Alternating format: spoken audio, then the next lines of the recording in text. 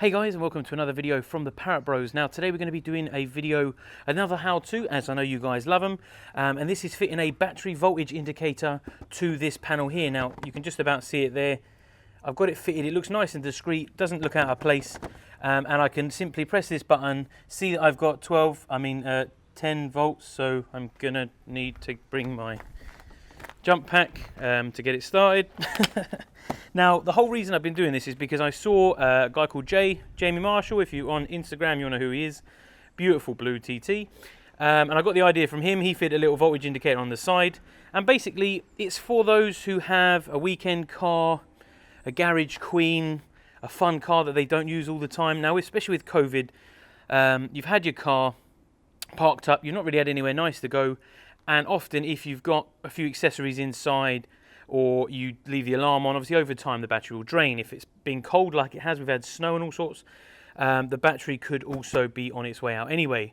Now, I'm a bit of a nightmare for using this. I use this mainly on short journeys unless I've got somewhere to go, but probably for the last 6 months the furthest I've gone is maybe 5 miles, so the battery doesn't really get a good charge. Now, I've bought a solar charger, which I'll go into in another video, but basically it keeps going flat. I keep having to bring my jump pack, and what I didn't have an option was to check whether or not I had voltage prior to trying to start it, because obviously if I could bring a multimeter out, but then I have to go into the shed, and who really wants to do that?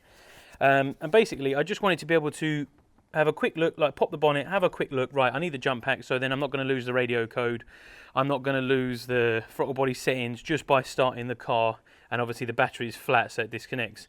So if you put the jump pack straight on, you won't lose your battery. You won't lose your radio code and all the other bits and bobs that go with it. So you know that you need to go and grab your jump pack, jump leads, whatever, put it on charge, whatever it is. And it's literally this one is as simple as just pressing the button there, and then it comes on and it tells you what your voltage is. Now, I'm just going to put this out of the way.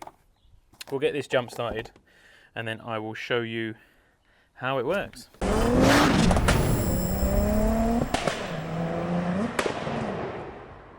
Okay, so now we're down to the nitty gritty. Now, this is some of the materials you may need and some of the tools. Now, you may not need everything, and you may need more. It depends on obviously what you're doing. We're going to need something to cut this panel out for where we want to fit it.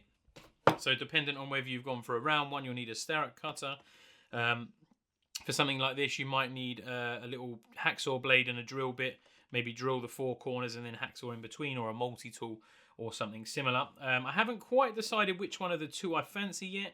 And obviously once I've done it, there's kind of no going back because they're different shapes. So I can't make them interchangeable. So I'm going to decide a bit later on.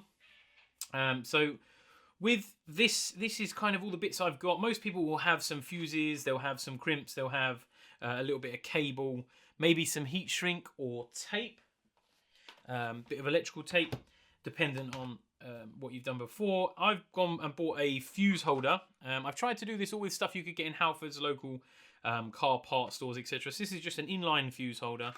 We've got a little bit of heat shrink for any cable joints. We've got a selection of fuses, some crimps, and then obviously we've got our 2 connectors, 2 voltage testers. I've also got something called a Wago. Now, some of you may or not know this. If you're an electrician, you'll know what these are. These, you simply just pull the tab up, push the cable in, click it shut, and then that is on there fixed. Now, this is basically taken over from connector block, you know, the old screw-in horrible ones. And these are brilliant. More for testing and stuff, but you could there make a permanent connection. So you literally just push that in, flick that down, and then now that is a fixed permanent connection. So it is good for little jobs like this. I tend to use them just because they're practical, and if I ever want to take it out, then I can literally just flick one up, pull the cable out, and it's away. So great little tool. Then you can get them from Tool Station. I think a bag of 10 was like £2 or £3. They're nothing. They're dead handy. So yeah, I've got the details here. So we've got cable strippers, just to get a nice strip on the insulation. If you're old school, you've got obviously a pair of cutters. You can use cutters perfectly fine. Stanley knife for any cutting and trimming. And then I've also got a pretty good crimper, just because I've had crap ones, and yeah, you sort of get used to hating them, so then you buy a decent one. So yeah, the tools wise, very minimal, apart from cutting the trim. Obviously, once we've decided which one we want, is whether we're going to make a round hole or a rectangular hole.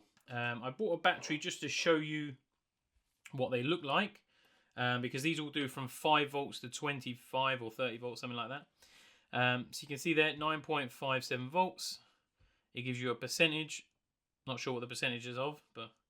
And this one actually turns on and off. Now, this is the reason I like this one, because you can turn it on and off as you choose, thus reducing the amount of drain. Not that it's going to be draining much, it's a tiny little LED voltage indicator, but it's a nice little touch. It doesn't have to be on all the time. So that's one. This is the other one. Now, this is a 3-wire one. So you've obviously got black and red for negative and positive, and then the white one is for measuring the positive separately. So the actual red one is for powering the display itself. So you can literally just join those two together and then put the black on the neg. Here we go. Put it upside down. Always fiddly when you're trying to do something you're not supposed to do.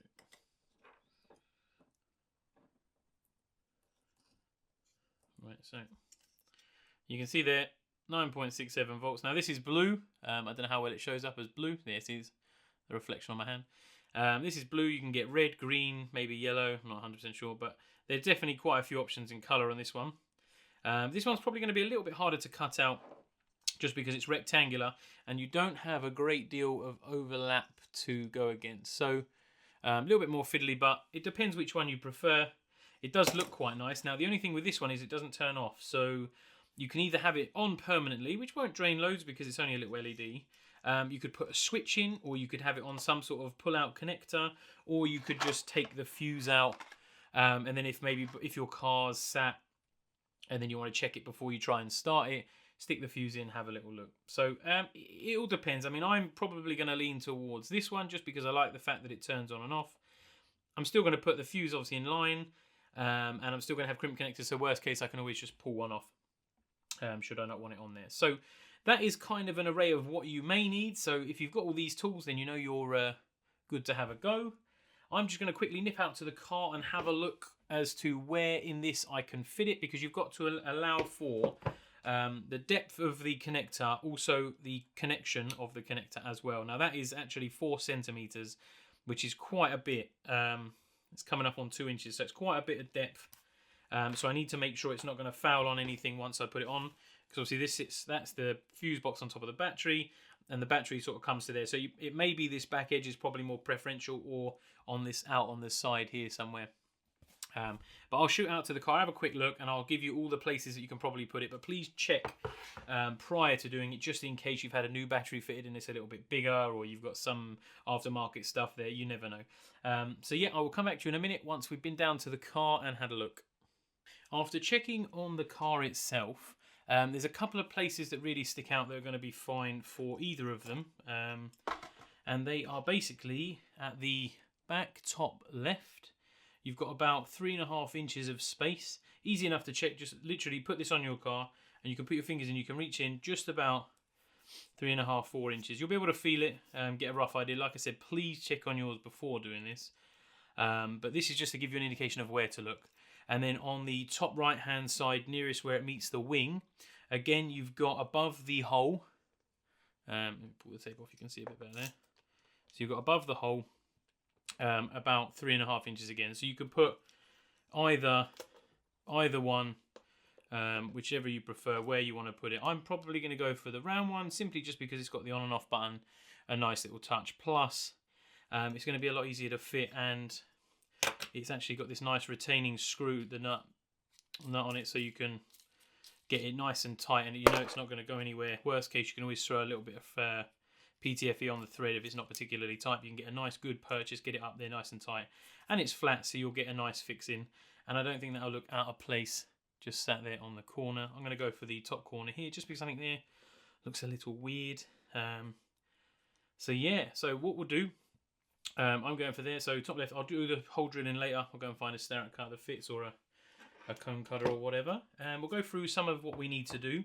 Now, this is only a 2 cable method, so we're only going to need 2 things. So we're going to do the neg first. So we'll literally just need a piece of cable I would say about 12 inches. You can always do one end first, go and sort of put it in the car, and then before you put the second crimp on, then go and have a look. Because basically, you may want to do it so that you can lift the panel out of the way should you have to jump start your car. And that gives you that sort of space to do so. Now, we'll do reds just because it matches the cable that we've got best. Let's do this quickly. So that, yeah, the negative one, we're literally just going to put a crimp on one end and then a 6mm loop on the other. This will go over the termination on the battery that holds the battery terminal pole on. But like I said, we'll only do one end to start with, just because I want to check length. I don't want to make it too long or too short, because obviously you don't want too much there, or you don't want too little. So check twice, cut once. But I know that 12 inches is going to be more than enough, so that's nice and sturdy there. So that's our negative. That'll be plenty to go where it needs to go. Yeah, and then the positive doesn't actually need to be that long because it's on the right side. The poles are actually on the right side for it to be the right way. So we'll only need probably 6 inches of cable. And remember, we're going to put an inline fuse on this one as well. So we'll cut that. Now this is the beauty of these strippers. Is literally just put it in there nice. These are getting a bit old, so you have to just put your finger on top of it to hold it. But there you go, look at that. How easy is that? Nice, clean termination there. Again, red crimp. You sort of get a feel for how long it needs to be. Always worth having a few spare just in case you need to do it again. The insulation, usually when you push these through, the insulation sort of stops on the shroud on the inside, so you sort of know how far it will go and it will stay there. Also buy decent crimps, don't buy cheap ones because the cheap ones tend to fall to bits. This Draper kit is alright, it's a cheapy one, but it gets you out of trouble should you get stuck. Give it a little tug so you know that's good. Now, I haven't identified these now. Being a electrical backgrounded guy, I brought some colours. It's entirely up to you whether you do this or not, or you use black and red cable or grey and brown. It depends what you want. But I mean, I'm just going to ident them by putting a little indicator on, just a brown and grey, just so I know which one's which. They're numbered because they're for something completely different, but you get the idea. And then these just push on. They're a bit fiddly. I tell you what, I won't film me doing this because it's going to just take up time. It's pointless. Now this one, I'll cut in half again because we're going to put the inline fuse in this one.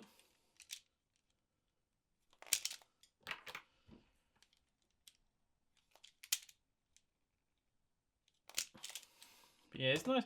Things like this, it's not essential. You don't need it. It is a personal preference. I'll put the loop on this one because this one we know is going to be the right size. But these are it's just handy if your car is a garage queen or a driveway ornament or a weekend toy and the weather was crap one weekend or you were busy or something, or obviously with COVID it's been parked up for months. Sometimes it's nice to keep an eye on it. If you've got a solar charger or you've got a C-Tech or something like a trickle charger or something, it's always nice to keep an eye on it. The reason I'm doing it is because basically I don't drive my car every day. I've got a van, I've got the S4, and it depends what me and my daughter or me and my family are doing as to what I'm driving. And also, it's other things like factors, obviously if you're busy, if it gets sat for a while. I just can't be bothered to carry the jump pack around with me all the time, which is a nightmare. I'm sure, obviously it doesn't live on my drive, it lives either in a garage or by the side of the road, mainly by the side of the road, unfortunately. But that's the problem when you have too many cars. So yeah, this is just a nice indication. You open the bonnet, have a quick look and think, oh right, okay, I need the jump pack, or yep, sweet, happy days, good to run. And you can turn it, then you don't have to worry about losing the calibration on stuff. You don't have to worry about having to put the safe mode key and number into your stereo all the time, which I've now learned off by heart and can do in like 5 seconds. Which is embarrassing really, because it's always having to do it.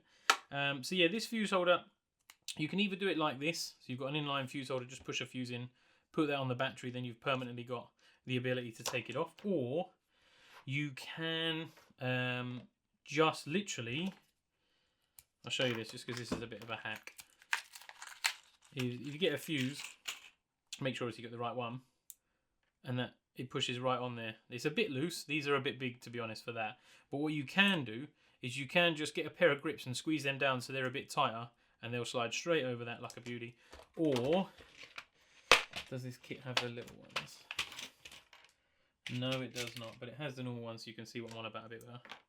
So yeah, you can have these and they just push in like that. These are actually quite tight, which is good. There you go. So that's not going to go anywhere. You could literally just put 2 of these. Make sure they're covered ones, just rather like insulated ones like this rather than like this, because obviously that could touch down and arc out on anything, which is dangerous. But yeah, if you want to do it the cheap way and it's hidden, it doesn't matter. You could hot glue this up to the underneath of the trim, just so it's out of the way. It's not going to matter. That's probably what I'm going to do with this one, is just either double-sided sticky pad or whatever, and I'll literally just stick it to there like that. So then when I lift it off, I can pop a fuse in or whatever. But yeah, hot glue gun or a double-sided foam 3M tape or something's ideal. And then yeah, this I've looked at these 3 amp or a 5 amp fuse. They're only rated at a couple of amps, these things anyway. So the cable's 8, so you're better off having the fuse less than the cable, so you don't want the cable to become a fuse. And then there you go, that into there, and then literally, so I'll stick that in. That'll go onto the battery like so. Then I can lift that away, and then all we've got left is one more crimp, and then we are ready to cut it out. Now the round one, because I'm going for the round one, I'm going to need a starrett cutter or a hole saw or a big drill bit, or depending on what you want to do. If I've got a starrett cutter, I will use it because it'll give you the nicest cut. And yes, I mean, that is literally it. There we go, look. Like I said, I haven't put a loop on this one just because I don't know exactly the length of it, and I don't want it to be too long, too short, whatever. So there's your battery voltage indicator. One's going onto your POS, the one with the fuse, and then you've got your neg there. So you can have this in here, wired in, and then if you need to lift the trim away, you can lift it away, lay it down upside down, and then you've still got this attached. You can also get to jump the battery and whatever. I'll show you obviously fitting in the car, show you what it looks like when it's finished. But just wanted to show you guys the wiring, way of doing it. I mean, if you don't have so many crimps, you want a join cable, like I said, you can use heat shrink, you can use these little Wagos are brilliant. Or if you need for any reason to take this off, this is why you use these ones, because if you take this off, you can always pull it this side, pull the fuse out, and then there's no danger of anything getting touched down or anything like that. So it's just a really basic way of doing it. Try to use things that everyone would have had in their house. So yeah, nice little install. So we're going to get a starrett cut. I'll get that drilled, and then we'll get it fitted and see what it looks like. Right, so as you can see in the video there, we've got the thing connected. So what you can see is a small voltage indicator. Now that is simply fitted with a positive and negative cable to the battery, the positive having a fuse in for safety purposes, and it is simply just a touch on and off. I shall show you in a second.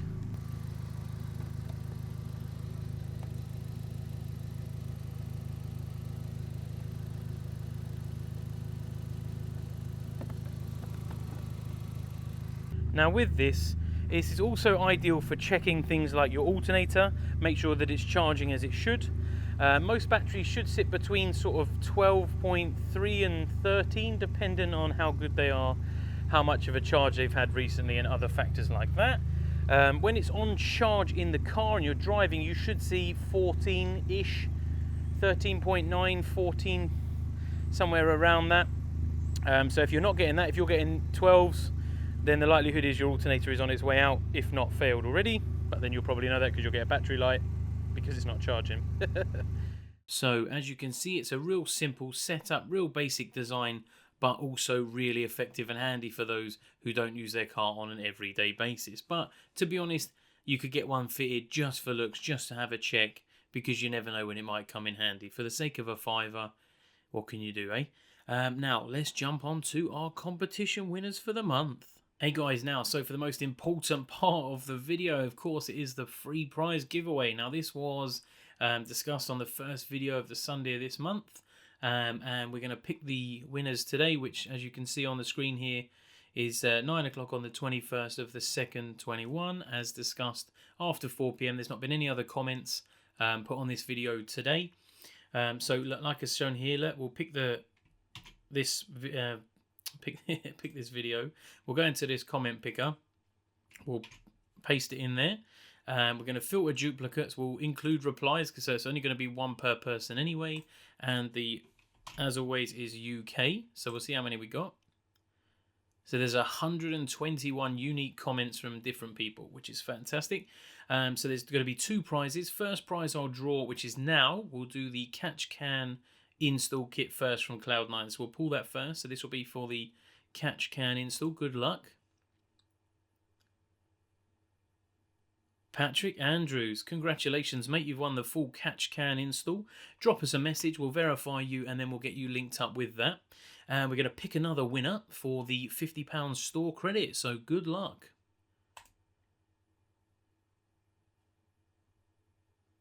Matthew Marshall say, congratulations, you've won the £50 store credit. Again, drop us a message via the email. On the video description is my email. Drop us an email. We'll verify who you are, mate, and we'll get you linked up with Cloud9. So congratulations, you two. A massive thank you to Cloud9 for providing us with those fantastic prizes. As always, if you've got a company and if you'd like to donate some products to give away for our community, that would be wicked. Guys, go check out Cloud9 Customs. They do hundreds of things, but make sure you check their website out after payday. Disclaimer, it might get expensive. But as always, thanks for watching. Thanks for commenting. And we'll see you on the next one. Bye for now.